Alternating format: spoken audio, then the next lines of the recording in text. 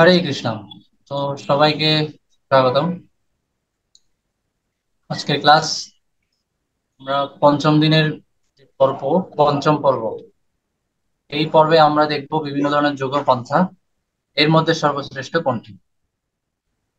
গতদিন গতদিন গুলোতে আমরা ভগবত গীতার 5টি তত্ত্ব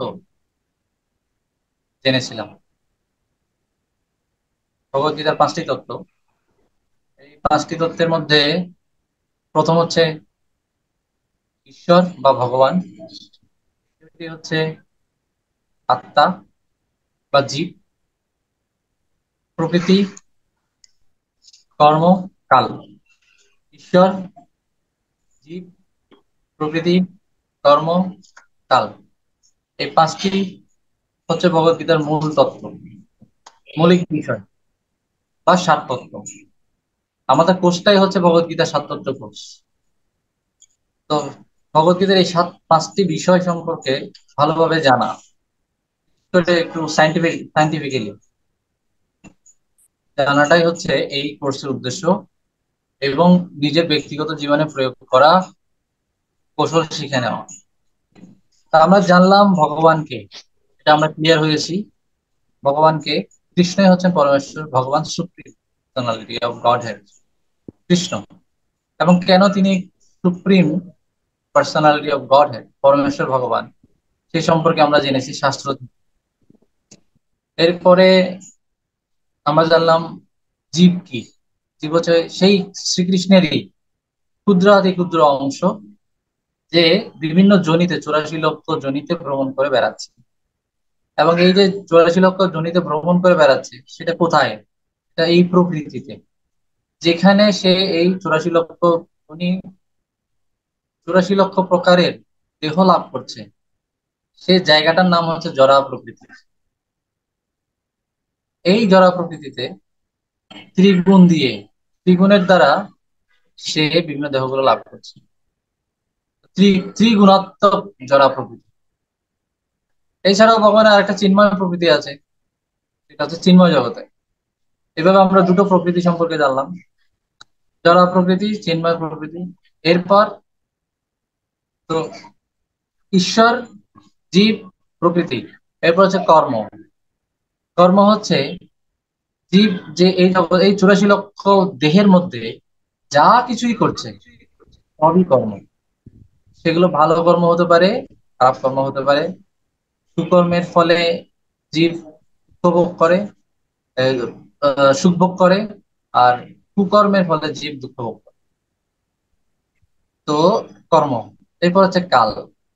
এই যে কর্মের ফলটা যে দিচ্ছে বা 84 লক্ষ প্রকারের যোনিতে ভ্রমণ করাচ্ছে, এটা একটা টাইম ডিউরেশন আছে। আমি চাইলেই এখন পরীক্ষা দিয়ে এখনই রেজাল্টটা পেয়ে যেতে পারছি না। আর রেজাল্টটা পাওয়ার জন্য আমাকে রেজাল্ট পাবলিশের দিন পর্যন্ত আমাকে অপেক্ষা করতে হবে। মানে আমি এখনই কর্ম করে এখনই ফলটা পাবো কিনা, সেটা কে নির্ধারণ করবে? কখন আমার ফলটা আসবে? নির্ধারণ করে কাল। বা আমি এই দেহে, এই জড়া প্রকৃতিতে কতদিন থাকবো, বা এই দেহের মধ্যে আমি কতদিন থাকবো, এটা নির্ধারণ করে কাল। এইভাবে কাল হচ্ছে একটা বিশাল একটা ফ্যাক্টর, মূল ফ্যাক্টর। ভগবানের পরে কালই হচ্ছে, এই 5টা তত্ত্বের মধ্যে কাল হচ্ছে সেকেন্ড, ভগবানের পরে। এমনকি কিছু কিছু জায়গায় ভগবান কালকেও তার উপরে স্থান দিয়েছেন, মানে তিনিও কালের বাইরে যান না। ঠিক যেরকম তিনি কালাতিক্রমে, যখন দাপর যুগ আসে তখনই তিনি আসেন, তিনি আবার যখন তখন চলে আসেন না। তো তিনিও কালের জন্য ওয়েট করেন। কলিযুগ আসলে কল্কি অবতার আসবে, সে অন্য কোথাও, তিনি আবার অন্য কোনো সময় আসবেন না। তো তিনিও অনেক সময় কালের জন্য ওয়েট করে থাকেন। যদিও তিনি হচ্ছে কালের অধীশ্বর, কিন্তু সে কালকে সম্মান জানাতে গিয়ে তিনি সেটাকে মেনটেন করেন। তো এইভাবে দেখা যায় কি, কাল অনেক শক্তিশালী একটা ফ্যাক্টর, তত্ত্ব। তো আমরা এই 5টা তত্ত্ব সম্পর্কে বিগত ক্লাসগুলো জেনেছি। এখন কথা হচ্ছে, আমি যে জানলাম আমি ভগবানের ক্ষুদ্রাতি ক্ষুদ্র অংশ, আর অংশের কাজ হচ্ছে পূর্ণ যিনি, তার সাথে যুক্ত হওয়া। যেমন একটা নাট বল্টু বা একটা স্ক্রু, এর কাজ হচ্ছে পুরো মেশিনটার সাথে জুড়ে থাকা, না হলে ওই স্ক্রুটার কোনো ভ্যালু নেই। যদি সে মেশিনটা থেকে আলাদা হয়ে যায়, তাহলে ইন্ডিভিজুয়ালি তার কোনো মূল্য নেই, তার কোনো ফাংশন নেই। কিন্তু একটা স্ক্রু, সে যদি একটা মেশিনের মধ্যে লেগে থাকে, তাহলে মেশিনটার সাথে সাথে তারও কিন্তু ভ্যালু বেড়ে যায়। হুম। যেমন এই স্ক্রু, একটা স্ক্রু এমনিতে মাটিতে পড়ে থাকলে এটা এটা এটা কোনো কাজেই লাগছে না, কিন্তু মেশিনের সাথে যখন সে সংযুক্ত, তখন সে অনেক কাজে লাগছে, তার কার্যকারিতা বোঝা যাচ্ছে। তো এখানে বিষয়টা হচ্ছে সেরকম। তো আত্মা হচ্ছে সেরকম একটা স্ক্রু, ছোট ক্ষুদ্রাতি ক্ষুদ্র অংশ। সে পূর্ণের সাথে যখন যুক্ত থাকবে, তার এই স্ক্রুটার কাজ হচ্ছে পুরো মেশিনটাকে সাপোর্ট দেওয়া, সেবা করা। পুরো মেশিনের সেবা করাটাই হচ্ছে স্ক্রুর কাজ। ঠিক একইভাবে অংশের কাজ হচ্ছে সেই পূর্ণ ব্যক্তিত্ব কৃষ্ণের সেবা করা, এখন পূর্ণের সাথে যুক্ত হওয়া। কারণ আলাদা থাকলে তার কোনো ভ্যালু নেই। ঠিক যেরকম অগ্নি স্ফুলিঙ্গ থেকে অগ্নিকুণ্ড থেকে যখন একটা স্ফুলিঙ্গ এভাবে উঠে যায়, কিছুক্ষণ উঠে গেলে এটা এরপরে ভস্মে পরিণত হয়, ছাইয়ে পরিণত হয়। যতক্ষণ পর্যন্ত সে আগুনের কাছে ছিল, সে ততক্ষণ তার অগ্নিত্ব বা এই যে তাপ প্রদানকারী যে ক্ষমতা সেটা ছিল। সেও একটা আগুনের অংশ ছিল। আগুন থেকে যে আলাদা হয়ে গেছে, তখন সে ভস্মে পরিণত হয়ে গেছে, মানে তখন তার ভ্যালু নেই। তো একইভাবে আমরা যখন ভগবানের সাথে সম্পৃক্ত থাকবো, তখনই আমরা যথার্থ স্থিতিতে থাকবো। এখন কি রকম? এখন আমরা বিকৃত অবস্থায় আছি, বা আমরা প্রতিকূল অবস্থায় আছি। মাছ পানিতে থাকা আর ডাঙায় থাকার মতো অবস্থাটা এরকম। মাছ পানিতে থাকবে, এটা হচ্ছে তার জন্য অনুকূল, বা তার জন্য এটাই হচ্ছে প্রকৃত অবস্থান। সে যখন ডাঙায়, তাকে যখন ডাঙায় রাখা হবে, এটা তার জন্য বিকৃত বা বিব্রতকর একটা অবস্থান, দুঃখময় একটা পরিস্থিতি। আমরা এখন দুঃখময় পরিস্থিতিতে আছি, দুঃখময় জগতেই আছি। এটা অনেকটা আমাদের জন্য ডাঙায় থাকার মতো। তো এখন কথা হচ্ছে পূর্ণের সাথে আমরা কিভাবে কানেক্টেড হব, সে কানেকশনের জন্য আজকের এই চাপ। যোগ মানে হচ্ছে কানেকশন, সংযোগ। কিভাবে আমরা ভগবানের সাথে সংযুক্ত হব, সেটাই আমরা এখন এই চ্যাপ্টারে জানবো। ঠিক আছে? তো যুক্ত হওয়ার জন্য অনেকগুলো প্রসেস আছে। আমরা সাধারণত বিভিন্ন ধরনের যোগ প্রণালী দেখি। যোগ বলতে আমরা জাগতিকভাবে আমরা যে দেখি, বিভিন্ন যোগ দিবস, বিশ্ব যোগ দিবস, ইয়োগা ডে পালন করা হয়। সেখানে একটা বিশাল স্টেডিয়ামের মধ্যে অনেকগুলো মানুষ বসে, বসে সারাদিন প্রাণায়াম করবে, বিভিন্ন কসরত করবে। ওগুলোকে আমরা বলি যোগ। এটা হচ্ছে প্রচলিত ভাষায়, কিন্তু শাস্ত্রে যোগ বলতে এগুলোকে বোঝানো হয়নি। হ্যাঁ, বডি বিল্ডিং বা ভালো দীর্ঘ জীবন লাভের জন্য, সুস্বাস্থ্য আর দীর্ঘায়ু, এটার জন্য যোগ নয়। যোগ হচ্ছে ভগবানের সাথে সংযুক্ত হওয়া, পরমেশ্বর ভগবানের সাথে, জীবাত্মা পরমাত্মার সাথে সংযুক্ত হওয়া হচ্ছে দীর্ঘায়ু। দীর্ঘায়ু যে কোনো ভাবে লাভ করা যায়। যেমন এই যে এখানে যে গাছটা আছে, চ্যান্ডেলিয়ার যে গাছটা আছে, এই গাছের মাঝখান দিয়ে রাস্তা তৈরি হয়ে গেছে। এই গাছগুলোর বয়সই হচ্ছে 500 বছর, 1000 বছর। এগুলো এক একটা গাছের আয়ু। তো এরাও তো দীর্ঘায়ু লাভ করছে, এরকম দীর্ঘায়ু পেয়ে লাভ কি? তিমি মাছের আয়ু তো 300 বছর থাকে। তো এরকম দীর্ঘায়ু পেয়ে লাভ? দীর্ঘায়ু কেন? দীর্ঘায়ু কেন লাগবে?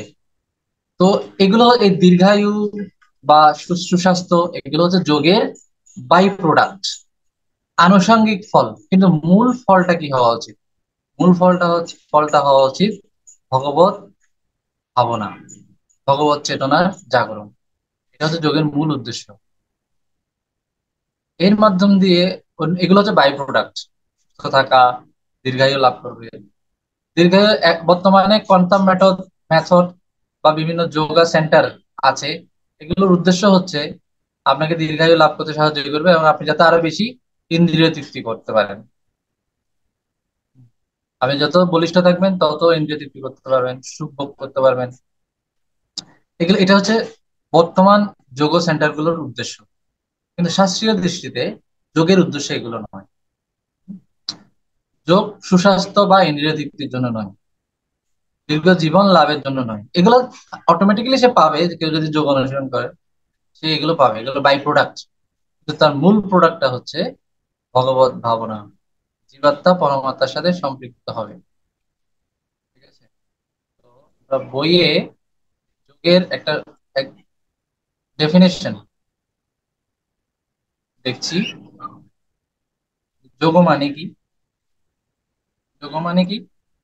যোগ হচ্ছে সংস্কৃত শব্দ, যার অর্থ মিলন বা সংযোগ, এবং এর নিহিতার্থ হচ্ছে ব্যক্তি চেতনা ও পরম চেতনা, জীবাত্মা ও পরমাত্মা, অর্থাৎ আত্মা ও ভগবানের প্রেমান্বিত সংযোগ সাধন। ঠিক আছে? সংযোগ সাধন, আত্মা ও ভগবানের সংযোগ সাধন। তো ভগবত গীতায় এভাবে 4টি যোগের কথা বলা আছে।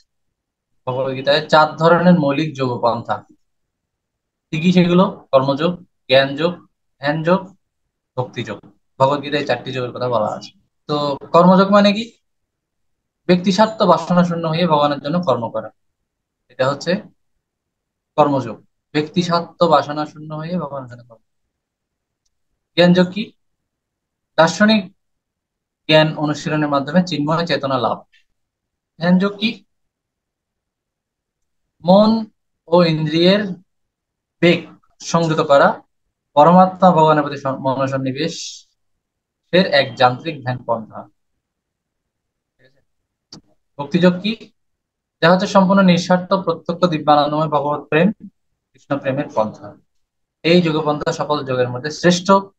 শ্রীকৃষ্ণ তা স্বয়ং ঘোষণা করেছেন। কি বলেছেন শ্রীকৃষ্ণ? যিনি শ্রদ্ধা সহকারে মদগত চিত্তে আমার ভজনা করেন, তিনি সবচেয়ে অন্তরঙ্গ ভাবে আমার সাথে যুক্ত, এবং তিনি সমস্ত যোগীদের থেকে শ্রেষ্ঠ। ভক্তিযোগকে ভগবান শ্রেষ্ঠ বলে ঘোষণা করেছেন। এখানে আমরা উত্তরটা পেয়ে গেছি। বিভিন্ন যোগপন্থা সর্বোত্তম কোনটি? সর্বোত্তম কোনটি এটা ভগবানই বলে দিয়েছেন, উত্তরটা আমরা এখানে পেয়ে গেছি। মানে ক্লাসের যে মূল কথাটা সেটা আমাদের হয়ে গেছে। এবার আমরা এই কর্মযোগ, জ্ঞান যোগ, ধ্যান যোগ এগুলোর ডিটেলস জানবো এবার। ঠিক আছে? ডিটেলস জানার আগে আমরা একটু লিভ নিই, কারণ এটা কেটে যাবে কিছুক্ষণ পরে। লিভ নিয়ে আবার সেকেন্ড লিঙ্কে সবাই জয়েন করবো। হরে কৃষ্ণ। তো 4টি যোগের মধ্যে এই যে যোগের একটা যে লিস্ট, একটা চার্টে আমরা দেখছি যোগ মানে হচ্ছে শাস্ত্র নির্দেশ পালনকারী। আর কারা যোগে যুক্ত নয়? যারা শাস্ত্র বিরুদ্ধ আচরণ করছে তাদের কথা বাদ। তারা মানে আমরাই বর্তমানে যারা ভগবানের সাথে কোনোভাবেই যুক্ত না, তারা আমরাই। আমরা হয়তো ভাবতে পারি আমরা তো অনেক পূজা পার্বণ করি। পূজা পার্বণ এটা কিন্তু যোগ না। আসছি একটু পরেই, সেগুলো আসবে।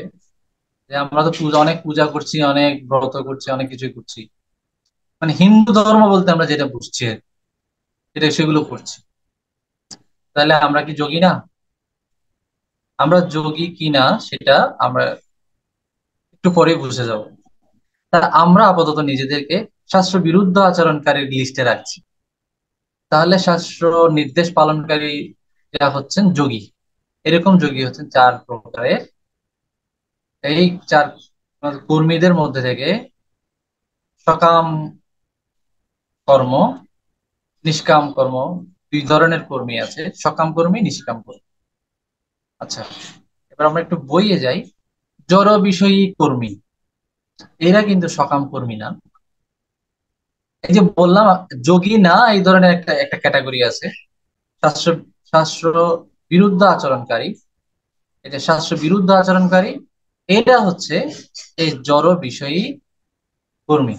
এরা হচ্ছে শাস্ত্র বিরুদ্ধ আচরণকারী, এরা যোগী না।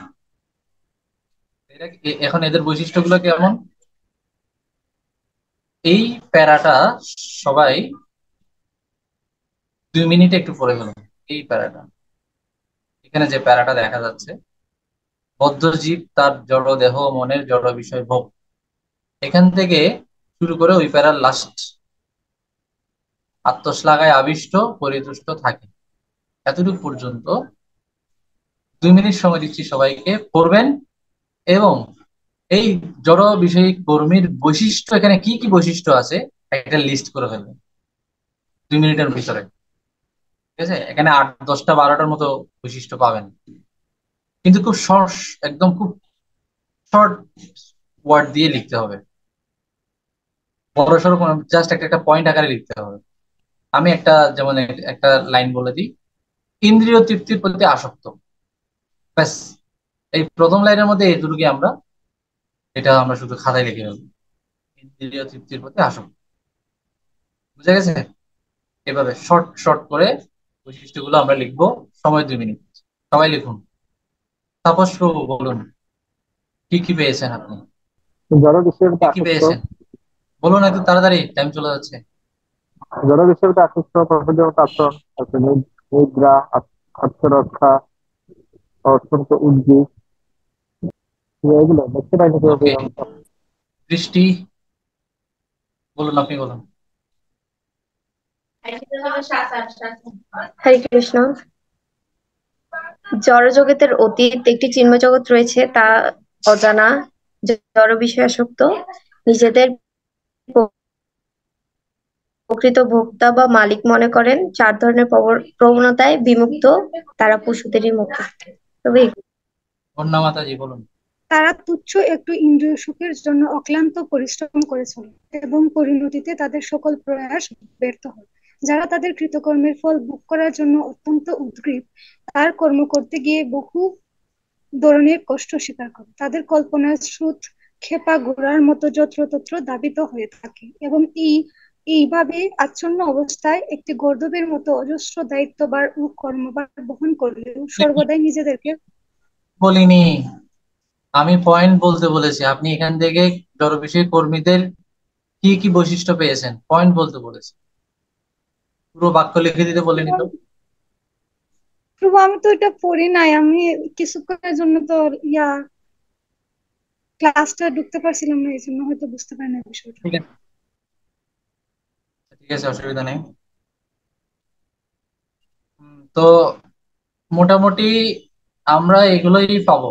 এর পরের প্যারাতেও যা আছে সব মিলিয়ে এরকম 13-14টার মতো পয়েন্ট আমরা পাবো।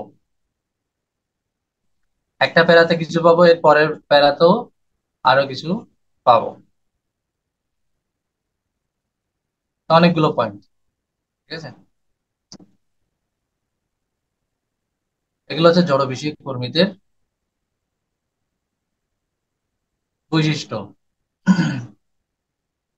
ইন্দ্রিয় তৃপ্তির প্রতি আসক্তি, চিন্ময় জগতে অবিশ্বাস, দেহাত্ম বুদ্ধি, চেতনা কেবল 4টি পশুকর্মী সীমাবদ্ধ, আহার নিদ্রা ভয় মৈথুন, পাপ পুণ্যের বিচারবোধ হীনতা, তুচ্ছ সুখের জন্য অক্লান্ত পরিশ্রম, আকাশ কুসুম কল্পনা করা, নিজেকে প্রকৃত মালিক বা ও ভোক্তা মনে করা, মিথ্যা অহংকার জনিত আত্মতুষ্টি। এর পরের প্যারাতে আমরা এগুলো পাবো। উত্তেজক দ্রব্যাদির উৎপাদন, এগুলো দ্বিতীয় প্যারাতে পাবো। মারাত্মক প্রতিযোগিতা, উৎকণ্ঠা পূর্ণ জটিল জীবন, বেশি বেশি কর্মচক্রে আবদ্ধতা, সম্পূর্ণভাবে ভগবত বিস্মৃতি। এগুলো হচ্ছে এই যে শাস্ত্র, আমরা একটু আগে দেখলাম যে শাস্ত্র বিরুদ্ধ আচরণকারী তাদের বৈশিষ্ট্য, তাদেরকে এই বইয়ে বলা হচ্ছে জড় বিষয়ী কর্মী।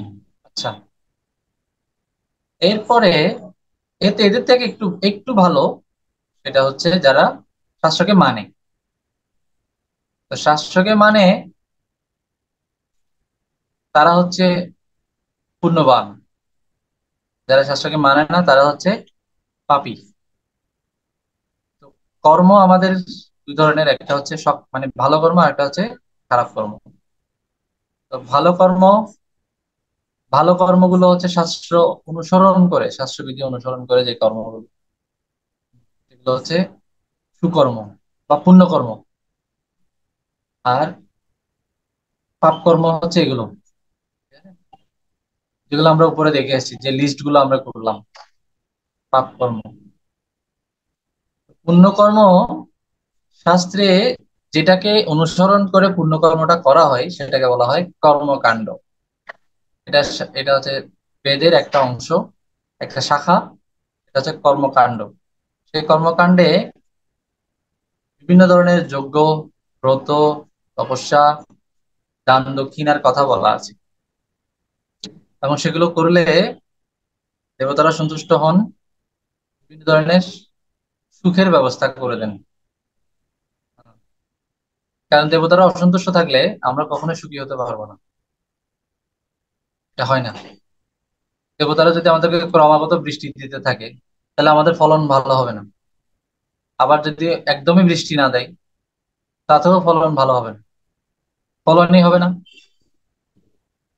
বাম্পার ফলন হয়েছে, ঠিক আছে, বাম্পার ফলন হওয়ার 2-3 দিন পরেই 7 দিনের বন্যা হয়েছে। তো এই এখন আর বাম্পার ফলন হয়ে লাভ কি হবে? কোনো লাভ হবে না, সব চলে যাবে। ঠিক আছে, অনেক আম ধরেছে গাছের মধ্যে, শিলাবৃষ্টি হলো, তারপর এখন আম ধরে লাভ কি হবে? সব আম তো নষ্ট হয়ে যাবে। ঠিক আছে, এইরকম আর কি। বা অনেক ফসল হয়েছে, দেখা যাচ্ছে কি ইঁদুরের উৎপাত বেড়ে গেছে, বা বিভিন্ন প্রজাতির পতঙ্গের উৎপাত বেড়ে গেছে, পঙ্গপাল চলে আসলো, তাহলেও কোনো লাভ হবে না। ঠিক আছে, বা অনেক প্রাকৃতিক ভাবে অনেক পরিবেশ ঠিক আছে, কিন্তু কৃষকেরা সবাই অসুস্থ, একটা অজানা রোগে আক্রান্ত। এভাবে যদি দেবতারা যদি আমাদেরকে সহযোগিতা না করে, তাহলে আমরা কখনো সুখী হতে পারবো না। কর্মকাণ্ডের উদ্দেশ্য হচ্ছে দেবতাদেরকে সন্তুষ্ট করে কিছু পুণ্য কর্ম অর্জন করা এবং এর ফলে সুখ ভোগ করা, যে কর্মকাণ্ডের উদ্দেশ্য। এটা হচ্ছে নিয়ন্ত্রিত ইন্দ্রিয় তৃপ্তি বা বৈধভাবে ইন্দ্রিয় তৃপ্তি। ইন্দ্রিয় তৃপ্তি দুই ভাবে করা যায়, একটা হচ্ছে শাস্ত্রকে না মেনে, আর একটা হচ্ছে শাস্ত্রকে মেনে। তো কর্মকাণ্ডের মূল যে গতি, কোথায় যাবে কর্মকাণ্ড অনুশীলন করলে? স্বর্গ আদি উচ্চতর লোকে যাবে কর্মকাণ্ড অনুশীলন করলে। এখানে সেটা বলা আছে যে বেদে স্বর্গীয় গ্রহলোক সমূহে উন্নীত হওয়ার জন্য বহু রকম যাগযজ্ঞের বিধান দেওয়া হয়েছে। বিশেষত জ্যোতিষ্ঠম যজ্ঞ, স্বর্গীয় আনন্দ লাভে ব্যাকুল এইসব স্বল্প জ্ঞান সম্পন্ন মানুষেরা মনে করে যে স্বর্গ লাভই সমগ্র বৈদিক শাস্ত্রের সারাংশ। ঠিক আছে, তো কর্মকাণ্ড অংশে নির্দেশিত সকাম কর্মের উদ্দেশ্যটা কি? স্বর্গলাভ। আমরা কেউ মারা গেলে তাকে বলি স্বর্গীয়। এটা আমাদের মানে আমরা মানে খুব প্রাউড ফিল করাই মানুষটাকে। বা যে কেউ যদি আমার নামের সামনে যদি স্বর্গীয় লেখে, তাহলে আমি খুব প্রাউড ফিল করবো, সেটা এরকম আর কি। তো আসলে স্বর্গটা হচ্ছে এই জগতের মধ্যেই, আমরা বলতে পারি এটা হচ্ছে পুরো ট্রেনের মধ্যে ফার্স্ট ক্লাস বগি। এটা ট্রেনের মধ্যেই আছে, পুরো মানে ট্রেন যদি ধ্বংস হয়, ফার্স্ট ক্লাস বগি সহ ধ্বংস হয়ে যাবে। বুঝা গেছে? ট্রেন যদি অ্যাক্সিডেন্ট করে, তাহলে কি ফার্স্ট ক্লাস গুলো বেঁচে যাবে? থার্ড ক্লাস গুলো অ্যাক্সিডেন্ট করবে, মারা যাবে। ফার্স্ট ক্লাসের গুলো মারা যেতে পারে। ঠিক আছে, তো ফার্স্ট ক্লাস থার্ড ক্লাস এটা নির্ভর করছে না যদি অ্যাক্সিডেন্ট করে। তো একইভাবে জড়জগতে দুঃখ যখন ভোগ করতে হবে, তখন সেটা স্বর্গে হোক, উচ্চতর লোকে, নিম্ন সব জায়গায় দুঃখ আছে। জন্ম মৃত্যু জরা ব্যাধি সব জায়গায় আছে। সেটা উচ্চতর লোক নিম্নতর লোক এটা হিসেব করবে না। তো এই জগতের ভেতরেই থাকতে হবে কর্মকাণ্ড অনুশীলন করলে। কথা হচ্ছে ফার্স্ট ক্লাস মানে উপরের লোকগুলোতে যাওয়া যাবে, উপরের গ্রহগুলোতে যাওয়া যাবে, গ্রহলোকগুলোতে, যেখানে সুখের ব্যবস্থাটা আরেকটু বেটার, উন্নত, আয়ু দীর্ঘায়ু পাওয়া যায়, এবং ইন্দ্রিয় তৃপ্তি করার জন্য যথেষ্ট বল পাওয়া যায়, দীর্ঘ একটা জীবন লাভ করা যায়। এতে করে মানে অনেক কাল ধরে নিজেকে স্যাটিসফাই করা যায়, ইন্দ্রিয় তৃপ্তি করা যায়, যৌবন ধরে রাখা যায়। তো এটা হচ্ছে কর্মকাণ্ডের উদ্দেশ্য। এবং আমরা হিন্দু ধর্ম বলতে এখন যা যা করছি, সেটা আসলে এই কর্মকাণ্ডেরই ম্যাক্সিমাম অংশ হচ্ছে এই কর্মকাণ্ডের। যেমন আমরা সরস্বতী পূজা করছি জ্ঞান লাভের জন্য, লক্ষ্মী পূজা করছি ধন লাভের জন্য, মানে কোনো কিছু লাভের জন্য।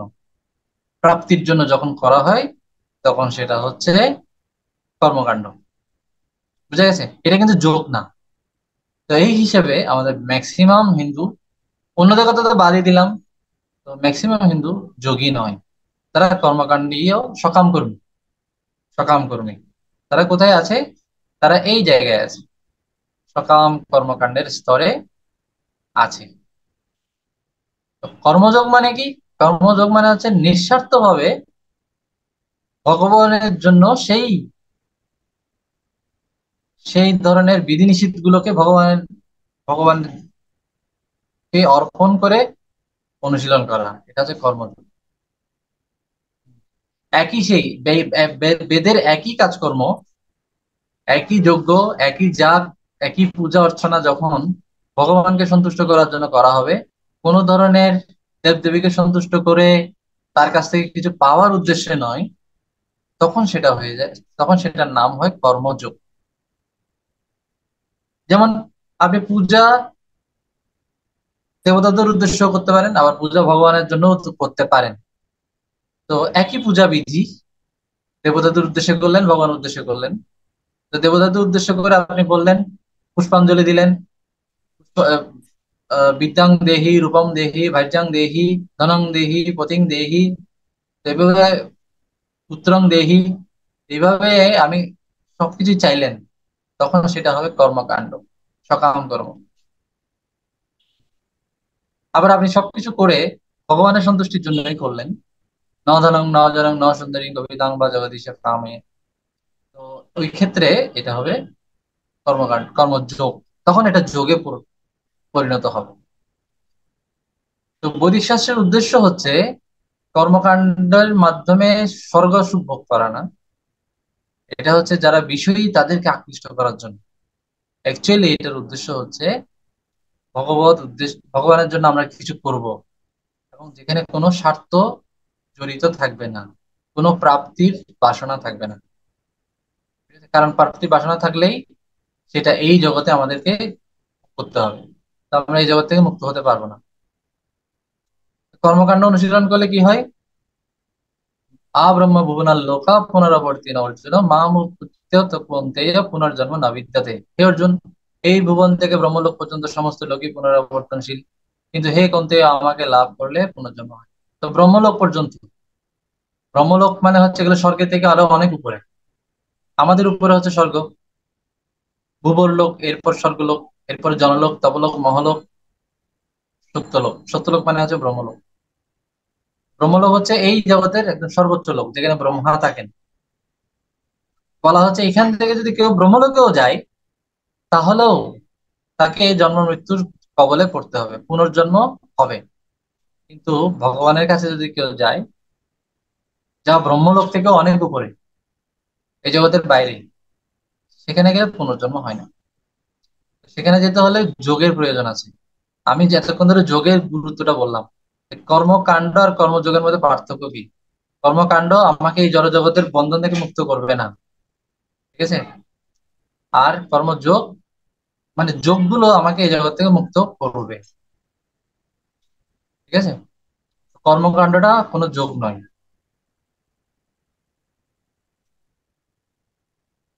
তো আমরা যেখানে যাব চারটা সমস্যা ফেস করব। সেই চারটা সমস্যা কি? 1 নাম্বার, জন্ম। জন্ম কেমন এটা তার বলার অপেক্ষা রাখে না। মাতৃগর্ভে আমাদেরকে 9 মাস 10 মাস থাকতে হয়, ছোট্ট একটা থলের মধ্যে। সেখানে একদম খুব সংকুচিত অবস্থায় থাকতে হয়, বাঁকা হয়ে, ধনুকের মতো বাঁকা হয়ে যেতে হয়। এবং সেখানে অনেক কৃমি কীটের উপদ্রব আছে, অনেক উত্তাপ। আমাদের শরীরের ভেতরে কিন্তু অনেক তাপ, সেই তাপ সহ্য করতে হয়। মাথা নিচের দিকে, পা উপরের দিকে। তাপস প্রভু কেমন লাগবে যদি পাটা উপরের দিকে দিয়ে দেওয়া হয়? কেমন লাগবে? কতক্ষণ থাকা যাবে? বৃষ্টি, একদিকে কাত হয়ে একদম একদম যদি হাত পা বেঁধে রেখে দেওয়া হয়, 24 ঘন্টা রেখে দিলে কেমন লাগবে? নিশ্চয়ই ভালো লাগবে না, কারণ আমরা বেশিক্ষণ থাকতে পারবো না। ইভেন আমরা ঘুমালেও এ পাশ থেকে এ পাশে ফিরি না, এক পাশে অনেকক্ষণ থাকা যায় না, জিম ধরে যায়। আমরা অনেকক্ষণ বসেও থাকতে পারি না, পা জিম ধরে যায়। উঠতে গেলেই পা ঝিনঝিন ঝিনঝিন করে। তো অনেকক্ষণ বসে থাকলে একটা পজিশনে এইভাবে দেখা যায় কি আমাদেরকে অনেক মাস একই পজিশনে থাকতে হচ্ছে, নড়াচড়া করার কোনো সুযোগ নেই। তাও কি আবার পা নিচে, পা উপরের দিকে, মাথা নিচের দিকে। এটা হচ্ছে জন্মের অভিজ্ঞতা। জরা, জরা মানে বার্ধক্য, বৃদ্ধ বয়স, বৃদ্ধকাল। বৃদ্ধকাল আইলো, সব সুখ ভাগিল, এরকম একটা কথা আছে। তো জরা মানে হচ্ছে বার্ধক্য। বার্ধক্য কেউ পছন্দ করে না। একটু চুল পাকলেই অনেকের কাছে এটা মানে চিন্তার বিষয় হয়ে যায়। চামড়ায় একটু ভাঁজ পড়লেই চিন্তার বিষয় হয়ে যায়। কারণ বৃদ্ধকালটাকে সবাই একটা মানে বৃদ্ধকালে অনেক কঠিন একটা পরিস্থিতির মধ্যে দিয়ে যেতে হয়। হ্যাঁ। এর মধ্যে এর উপরে তো আছে আরো, আরো আছে বৃদ্ধাশ্রম, আরো কষ্টের বিষয়। ঠিক আছে, কেউ ভালোবাসে না, চেহারা কুচকে সৌন্দর্য চলে যায়, মানে এই সময়টাকে কেউ পছন্দ করে না, কিন্তু এটা আসবেই, মাস্ট। এরপর হচ্ছে ব্যাধি। রোগের তো শেষ নেই, নতুন নতুন রোগ যুক্ত হচ্ছে পৃথিবীতে, রোগের লিস্ট বড় হচ্ছে। হ্যাঁ, আগে যে নামগুলো আমরা শুনতাম না, এখন আরো করোনা ধরো না, কত কিছু নাম চলে আসছে না, নতুন নতুন রোগ, ভবিষ্যতে আরো কত কিছু আসবে। মৃত্যু, জন্ম মৃত্যু, জরা, ব্যাধি। মৃত্যুর অভিজ্ঞতা কেমন? গরুর পুরাণে বলা হচ্ছে 40,000 কাঁকড়া বিছা একসাথে কামড়ালে যেরকম যন্ত্রণা হবে, সেই রকম যন্ত্রণার সমান। একটা কাঁকড়া বিছা কামড়ালে ওখানে ফুলে লাল হয়ে যায়, টন টন টন টন করে। এখন যদি এমন হয় 40,000 কাঁকড়া বিছে একসাথে আমাকে কামড় দিয়েছে, তাহলে যন্ত্রণাটা কেমন হবে? সেই রকম যন্ত্রণা মৃত্যুর সময় হয়। বাতাসের চাপ, মনে হবে যেন হৃৎপিণ্ডটাকে কেউ চেপে ধরে রাখছে, এটার মানে নড়াচড়া করতে পারছে না, হৃৎপিণ্ড হার্টবিট চলছে না, ফুসফুসটাকে কেউ যেন এখানে পলিথিন দিয়ে বেঁধে রেখে দিয়েছে, এ আর মানে শ্বাস নিতে পারছে না। আপনি শ্বাস নিতে চাইবেন কিন্তু পারবেন না, গলা দিয়ে ঘর ঘর ঘর ঘর শব্দ হবে। মনে হবে যেন এখানে সব দুনিয়ার কফ, কফ সবগুলো, শ্লেষ্মা সবগুলো যেন আমার মুখের মধ্যে এসে আটকে আছে। শরীরের যত শ্লেষ্মা, মনে হবে কয়েক কেজি শ্লেষ্মা নাকের ভিতরে। নাক জ্যাম হয়ে থাকলে কেমন লাগে? এরকম অভিজ্ঞতা আছে কারো? হ্যাঁ, ঠান্ডা লাগলে নাক জ্যাম হয়ে থাকলে কেমন লাগে? মুখ দিয়ে শ্বাস নিতে হয়, সেই মুখের মধ্যে যখন দেখা যাবে কি এখানে গলার মধ্যে আটকে আছে, বাতাসটা ঢুকতেই পারবে না, আপনি শ্বাস নিতে চাইবেন কিন্তু শ্বাস নিতে পারবেন না। বিশেষ করে করোনা কালীন সময়ে যাদের ভিডিও দেখছেন, মৃত্যুর ভিডিও, তারা দেখলে বুঝতে পারবেন যে ধরফর ধরফর করে মারা গেছে, ধরফর ধরফর করতে করতে মারা গেছে। শ্লেষাইছে মানে এই জায়গায় কফ একদম আটকে ধরেছে, খুব করুণ অবস্থায় মৃত্যুটা হয়। মৃত্যু কখনো স্বাভাবিক মানে ভালোভাবে হয় না। ভগবত ভক্ত ব্যতীত কারো মৃত্যুই ভালোভাবে হয় না, অনেক কষ্টের মধ্যে দিয়ে হয়। মৃত্যু সবসময় বেদনাদায়ক। এই চারটি বিষয় সবসময় বেদনাদায়ক, কষ্ট দেবেই। জন্ম, জরা, ব্যাধি এবং পরিশেষে মৃত্যু। আর এগুলো ভোগ করতেই হবে কোথায়? কোথায়? আ ব্রহ্ম ভুবনাল্লোকা, পুনরাবর্তী অর্জন। পুনরাবর্তী অর্জন মানে হচ্ছে এই চারটি দুঃখ কষ্ট থাকবে। ব্রহ্মাকেও বৃদ্ধ হতে হয়। আমরা ব্রহ্মার ছবি দেখি কিরকম, দাড়ি দাড়ি পেকে গেছে না, চুল পেকে গেছে, এরকম ছবি দেখি। তার মানে কি? বুড়ো হয়ে গেছে, তাই না? বার্ধক্য থাকেও ধরেছে কিন্তু সেও মারা যাবে এক সময়। তো বার্ধক্যের ছবি আমরা দেখতে পাই। তারও অসুখ বিসুখ আছে, স্বর্গেও কিন্তু অসুখ বিসুখ আছে। স্বর্গেও ডাক্তার আছে। স্বর্গের ডাক্তার, ডাক্তারের নাম হচ্ছে অশ্বিনী কুমার, যাদের পূজা আমরা করি। আশ্বিনে রাঁধে, কার্তিকে খাই। এটা মায়েরা করে থাকে সন্তানের সুস্থতা কামনার জন্য, রোগ ব্যাধি থেকে ভালো থাকার জন্য, অশ্বিনী কুমারকে সন্তুষ্ট রাখে আর কি। তো স্বর্গে ডাক্তার কেন আছে? রোগ ব্যাধি আছে বলে তো ডাক্তার আছে নাকি, তাই না? অপরাধী না থাকলে কি পুলিশ থাকতো? সেরকম রোগ ব্যাধি না থাকলে ডাক্তারও থাকতো না। তো রোগ, ডাক্তার আছে মানে কিসের প্রমাণ দেয়? ওখানে নিশ্চয়ই রোগ ব্যাধি আছে। হ্যাঁ, এবং ওই ডাক্তার গুলোকেও পর্যন্ত আমরা হায়ার করে নিয়ে আসি, তাই না? আমরা ওনাদেরকেও নিয়ে আসি। তার মানে ওনারা অনেক অনেক অনেক বড় বড় ডাক্তার। দুজন বড় বড় ডাক্তার, তার মানে ওখানে রোগ ব্যাধি গুলো বড় বড় আছে। নাহলে বড় ডাক্তার কি জন্য লাগবে, বড় বৈদ্য। ও অশ্বিনী কুমার ওখানে ডাক্তার আছে, তো ওখানেও ব্যাধি আছে, ঠিক আছে। তো সব জায়গায় আছে, এই জন্য যোগের প্রয়োজন। এবং ত্রিতাপ দুঃখতা আছেই, আধ্যাত্মিক দুঃখ, আদি ভৌতিক, আদি দৈবিক, এগুলো পড়ে নিবেন সবাই, পড়লেই বুঝতে পারবেন। আধ্যাত্মিক দুঃখ মানে শরীর ও মন থেকে যে দুঃখটা, আদিভৌতিক মানে অন্য জীবের কাছ থেকে যে দুঃখ। যেমন করোনাটা হচ্ছে আদিভৌতিক ক্লেশ, একটা জীবাণু, জীবাণুর আক্রমণ, এটা এটা হচ্ছে আদিভৌতিক ক্লেশ। তারপরে বন্যা হচ্ছে এখন, সিলেটের ওইদিকে বন্যা হচ্ছে, তারপরে পাহাড় থেকে ঢল নামছে, এগুলো হচ্ছে আদি দৈবিক ক্লেশ, দেবতারা দিয়ে থাকে।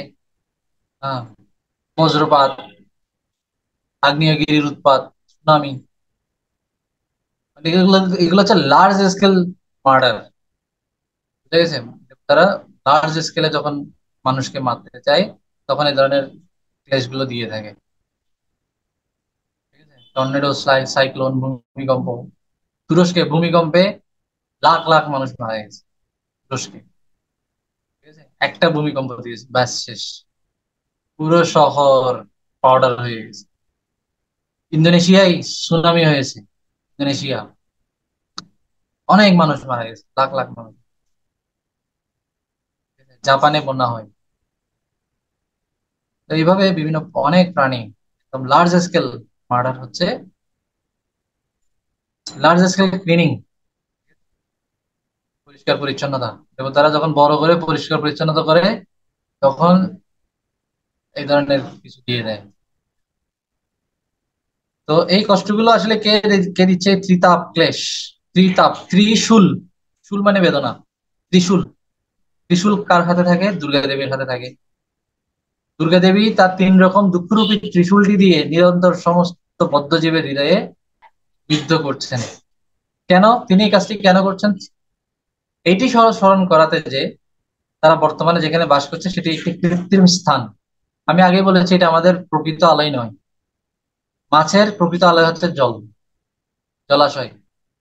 তো এটা কৃত্রিম স্থান, সেটা তাদের আসল আদি আবাসস্থান নয়। এটা স্মরণ করানোর জন্যই কিতাব ক্লেশ দেওয়া হয়। যদি হাসপাতালে 3 বেলা খাবারের ব্যবস্থা, সুন্দর বিরিয়ানি প্যাকেট দেওয়া হচ্ছে, হ্যাঁ, আবার মেসেজ করে দিচ্ছে কেউ একজন, এসির রুম, এসি রুমের ব্যবস্থা আছে, হ্যাঁ, কোনো টাকা পয়সাও লাগছে না, হাসপাতাল থেকে কেউ আসবে? কেউ আসতে চাইবে? বা কারাগারে সুন্দর এসি রুম, 3 বেলা এসে পা টিপে দিয়ে যায়, মেসেজ করে দিয়ে যায়, আবার খাবার দিয়ে যায়, বিভিন্ন ধরনের ডেলিশিয়াস 5 স্টার হোটেলের মতো খাবার। যদি কারাগারের ভিতরে এই ধরনের ব্যবস্থা থাকে এবং কোনো টাকা পয়সাও লাগে না, কেউ আসবে ওখান থেকে? আসবে? আসবে না। কিন্তু কারাগারে কিরকম থাকে? খাবার দেয় নর্মাল, হ্যাঁ, ফরমালিন যুক্ত, তারপরে এখানে খাটতে হয়, সশ্রম কারাদণ্ড। সশ্রম কারাদণ্ড মানে কি? পরিশ্রম করতে হবে, খাটতে হবে, খাটুনি আছে অনেক। খাবার দিবে ডাল, ডালের মধ্যে ডাল তো নাই, সব পানি, মনে হবে ডালের চামচটা ডুবিয়ে আমাকে পানিটা দেওয়া হয়েছে, এরকম মনে হবে। গরম পানির ভিতরে মনে হবে কি যেন ডালের চামচটা ডুবিয়ে দেওয়া হয়েছে, এরকম ডাল, মোটা চাল। তো ওখানে যদি চিনি গুঁড়া চাল দিত, ঠিক আছে, ভালো ভালো খাবার যদি দিত, পোলাও, ফরমা, মাখন, বিরিয়ানি যদি দিত, কেউ আসতে চাইতো? আসতে চাইতো না। তো এখানে কষ্টটা কেন দেওয়া হচ্ছে? যে এটা আসলে তোমার থাকার জায়গা না, তুমি এখান থেকে বেরোতে হবে তোমার। সেম এখানে কষ্টের ব্যাপার। হচ্ছেন সেই রিমান্ডে নেওয়া পুলিশের আসামিদেরকে, আবার মাঝে মাঝে রিমান্ডেও নেওয়া হয়, মাইরধরও দেওয়া হয়। নিজেরা নিজেরা মারামারি করলে আবার এখানে আছে ডান্ডার বাড়ি। তো এই দুর্গা দেবী হচ্ছেন জেলার, পুলিশ জেলার, ডান্ডার বাড়ি দেওয়ার জন্য আছে। তার হাতের ডান্ডাটা কি? এই ত্রিশূল। এগুলো দিবে কি জন্য? যে এটা আমার থাকার জায়গা না, এটা আমার প্রকৃত আবাসস্থল না। এই দুঃখগুলিকে, আমাদেরকে পারমার্থিক জীবনকে খুব গুরুত্বের সঙ্গে গ্রহণ করতে অনুপ্রাণিত করে। এই দুঃখগুলো হেল্প করে যাতে আমরা পারমার্থিক জীবনকে সিরিয়াসলি গ্রহণ করি। ঠিক আছে, একই কাজ কিন্তু মায়াদেবী করেন, আবার একই কাজ একজন গুরুদেব করে থাকেন বা ভগবানের শুদ্ধ ভক্তরা করে থাকেন। ভগবানের শুদ্ধ ভক্তরা বদ্ধজীবকে একই কথা স্মরণ করান যে এটা তোমার থাকার জায়গা না, তোমারে লইতে আমি হইন অবতার, আমি বিনা বন্ধু আর কে আছে তোমার, জীব জাগো গোরা চাঁদ বলে, কত নিদ্রা যাও মায়া পিশাচির কোলে। তো চৈতন্য মহাপ্রভু এবং চৈতন্য মহাপ্রভু অনুসারী যারা, তারা এই জগতে আসেন কেন? জীবকে জাগানোর জন্য। এটা তোমার থাকার জায়গা না, তুমি মায়া পিশাচির কোলে শুয়ে আছো, তুমি জাগো, তোমাকে নেওয়ার জন্য আমি আসলাম, চলো আমার সাথে। তো একজন ভগবানের শুদ্ধ ভক্তরা বা ভগবান নিজেও এই উদ্দেশ্যে এই জগতে আসেন। তো যখন তাদের কথায় কেউ কান দেয় না, তখন মায়াদেবী ডান্ডার বাড়ি দেয়। তো একজন মাথায় হাত বুলিয়ে বুলিয়ে বুঝায়, আর একজন ডান্ডার বাড়ি দিয়ে বুঝায়, কিন্তু দুজনে কিন্তু একই কাজ, একই কথাই বুঝায় যে এই জগতে, এই জগৎ থাকার জায়গা না। তো যারা ডান্ডা বাড়ি খায়, তারা খুব ডান্ডা বাড়ি খেতে খেতে একদম খুব বিরক্ত হয়ে গেলে তখন একটা গান লিখে ফেলে। কি গান লেখে? বাঁচবো না চলে যাব, বাঁচবো না মরে যাব, ওপারে চলে যাব, এরকম কিছু গান লিখে ফেলে।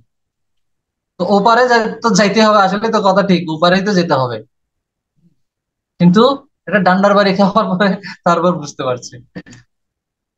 তো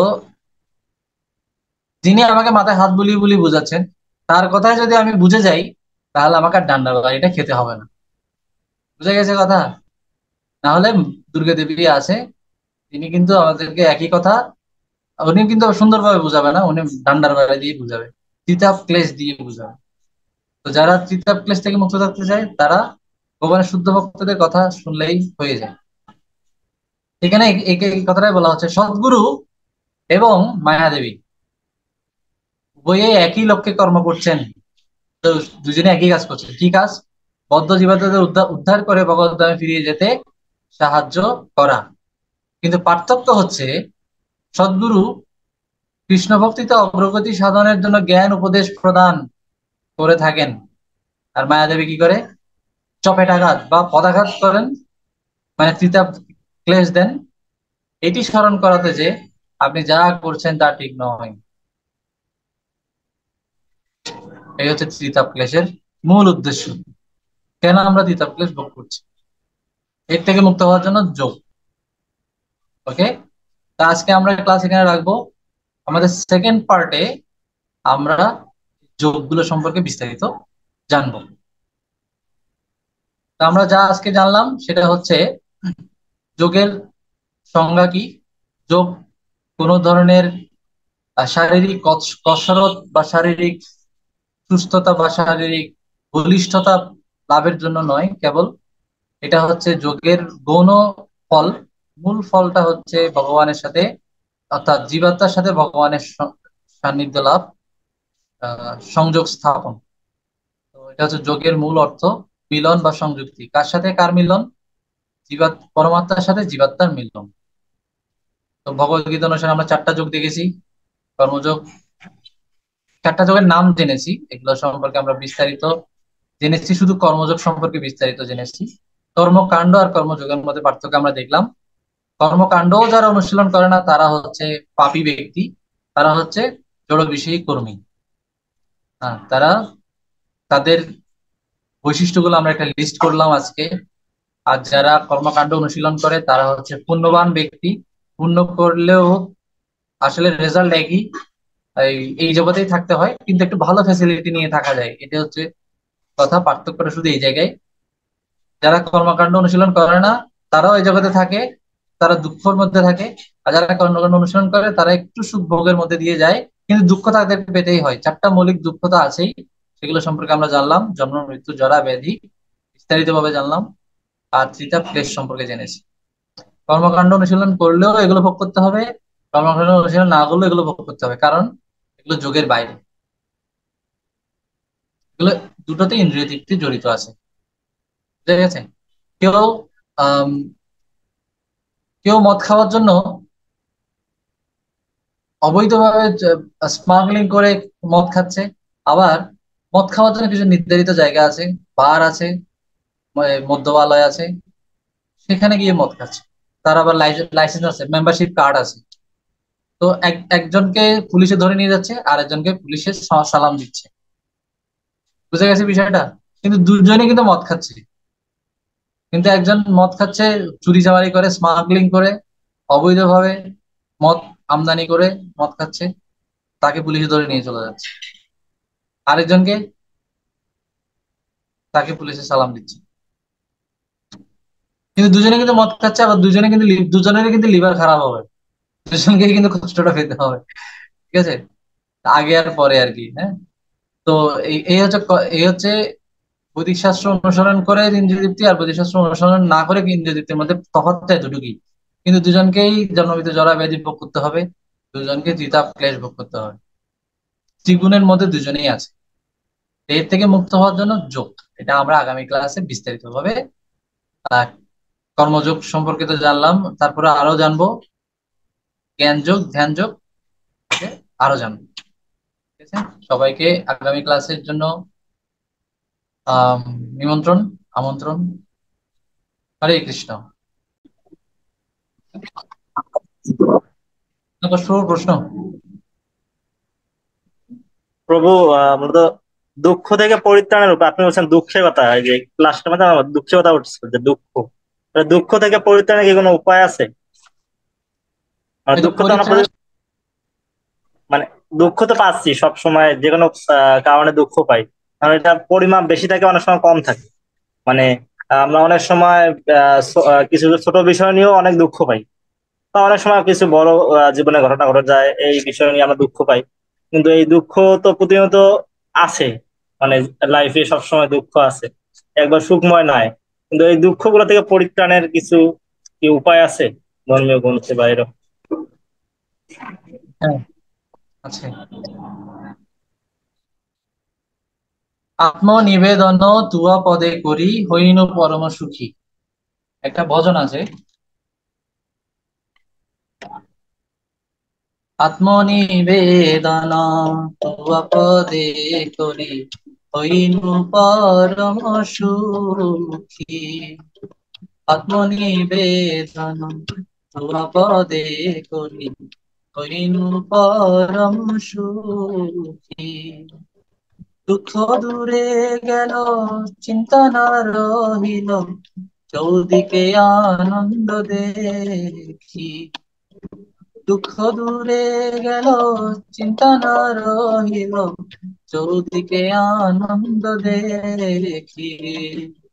আত্মনিবেদন তুয়া পদে করি, হরিণু পরম সুখী। আত্মনিবেদন তুয়া পদে করি, হরিণু পরম সুখী। এই ভজনটাতে বলা হচ্ছে, কেউ যদি ভগবানের চরণে আত্মনিবেদন করে, আত্মসমর্পণ করে, তখনই তার দুঃখের নিবারণ হয়। আরেকটা ভজনে ভক্তিবিনোদ ঠাকুর বলছেন, রাধা কৃষ্ণ বল বল, বল রে সবার। রাধা কৃষ্ণ বল বল, বল রে সবার। এই দিক শিক্ষা দিয়া, স্বপ্ন দিয়া, ফিরছে নেচে ঘূর্ণিতায়। এই শিক্ষা দিয়া, স্বপ্ন দিয়া, ফিরছে নেচে ঘূর্ণিতায়। রাধা কৃষ্ণ বল বল, বল রে সবাই। জীব কৃষ্ণ দাস, এই বিশ্বাস করলে তো আর দুঃখ নাই। এই জীব কৃষ্ণ দাস, এই বিশ্বাস করলে তো আর দুঃখ নাই। রাধা কৃষ্ণ বল বল, বল রে সবাই। রাধা কৃষ্ণ বল বল, বলো রে সবাই। এই ভজনটাতেও বলা হচ্ছে, জীব কৃষ্ণ দাস, এই বিশ্বাস করলে তো আর দুঃখ নয়। আজকের ক্লাসে আমি যেটা শুরুতে বলেছিলাম, জীব হচ্ছে ভগবানের অংশ। এই অংশের কাজ হচ্ছে পূর্ণের সেবা করা, মানে দাসত্ব বরণ করা। ভগবানের কেউ যদি দাসত্ব, আনুগত্য, শরণাগত, নিবেদিত হয়ে, তখনই তার এই দুঃখগুলোর পরিত্রাণ পাবে। আমরা ছোট বলি, বড় বলি, সব ধরনের দুঃখই, ছোট বড় ছোট দুঃখগুলো হয়তো পার্সন টু পার্সন দুঃখ। এটা হচ্ছে আদি ভৌতিক ক্লেশ, অন্য ব্যক্তি বা অন্য প্রাণীর কাছ থেকে দুঃখ লাভ করা। সাপের কামড়, কারো কারো কারো কাছ থেকে দুঃখ, কারো কথায় দুঃখ, কারো আচরণে দুঃখ, এগুলো হচ্ছে আদি ভৌতিক ক্লেশ। বড় বড় দুঃখ দেবতারা দিয়ে থাকেন, যেগুলো অনেকাংশে আমরা কন্ট্রোলেবল না। ভগবান এগুলো কন্ট্রোল করতে পারেন। আপনার কপালে বর্জ্যপাত আছে, কিন্তু ভগবান এটা চাইলে আপনাকে এটা থেকে মুক্ত করতে পারেন। হম প্রহ্লাদ মহারাজকে রাহু অনেক চেষ্টা করেছে। রাহু রাহু গ্রহ, খারাপ গ্রহ আর কি। রাহুকে তো সবাই চেনে না, রাহুকে ভয় পায় না এরকম কেউ আছে? সবাই ভয় পায় রাহু, কেতু, মঙ্গল, শনি। রাহু হচ্ছে মারক গ্রহ। মারক গ্রহ মানে হচ্ছে কি, মেরে ফেলবে এরকম একটা গ্রহ। রাহু অনেক চেষ্টা করেছে প্রহ্লাদ মহারাজকে কষ্ট দেওয়ার জন্য, পারেনি। সবসময় বিষ্ণু তাকে রক্ষা করেছে। তো ভগবান যখন রক্ষা করেন, তখন কোনো গ্রহ, মানে দেবতারা বা কোনো গ্রহ এ, তাকে আর কিছু করতে পারে না। সবচেয়ে বড় কথা হচ্ছে তারা সন্তুষ্টই থাকেন। হ্যাঁ, কারণ আমরা জেনেছি কি, দেবতারা হচ্ছে ভগবানের অঙ্গ প্রত্যঙ্গ। গাছের গোড়ায় যদি কেউ জল দেয়, তাহলে দেবতারা তার উপর সন্তুষ্ট থাকেন।